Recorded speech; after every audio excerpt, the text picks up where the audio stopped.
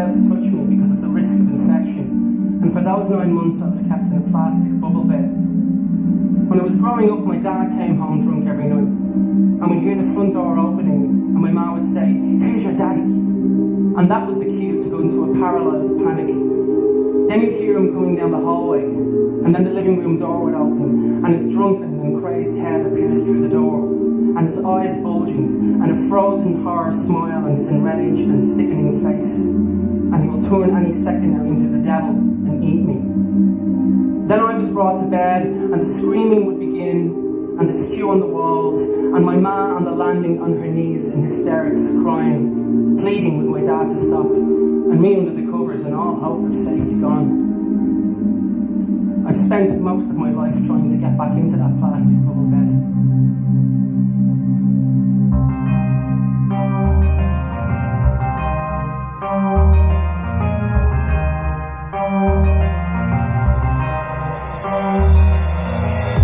And on Sundays, me and my ma make sandwiches in a flask, and we walk on the back roads of Finglas from rural suburban Dublin, and we make our way north. And we walk and walk, and after ages of walking, I can see through the trees on the back roads of Ballymun the gigantic tail of a Boeing 747. And it takes my breath away that this huge piece of metal could help me to escape from the suicide and the poverty and the drunk screaming father.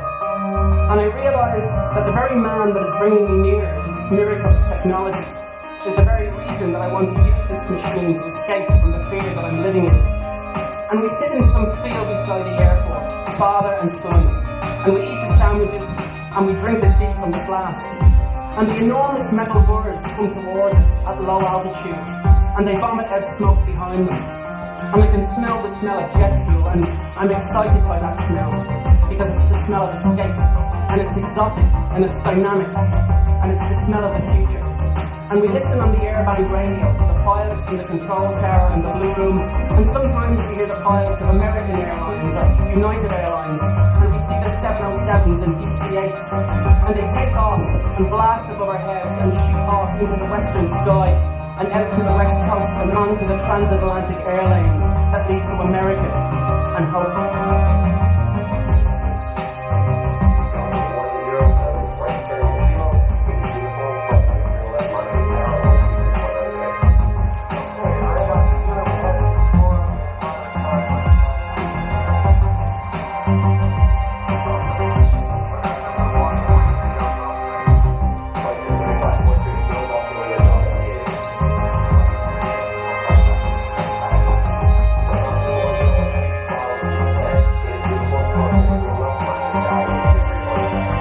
And 2 is the antidote for worry, and 4 is the antidote for fear, 6 antidote terror, 8 antidote loneliness.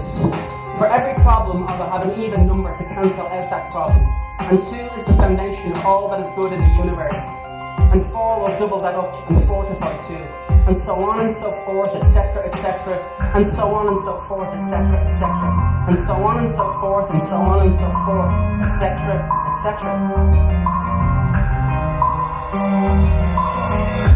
I can't control the fear and the loneliness, and so I will create something that will give me some way of controlling the fear and the suffering, and so I start the force.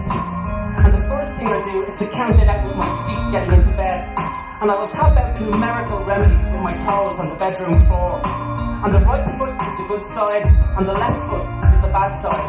And I will tap out the things that I don't like or love in my imagination with my left foot or hand, and I will tap out the things that I do like or love in my imagination with my right foot or hand. And only the numbers for the things that I don't like or love will be tapped out using my left foot or hand, and the even numbers for the things that I do like or love will be tapped out using my right foot or hand.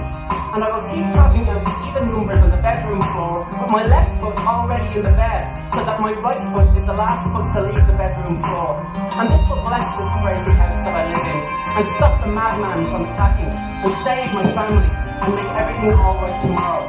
And this will get more and more elaborate and complex, and take longer and longer with each passing day and week and month, until it's taking me forever to get it to bed, because I'm tapping it out for all the people that I love.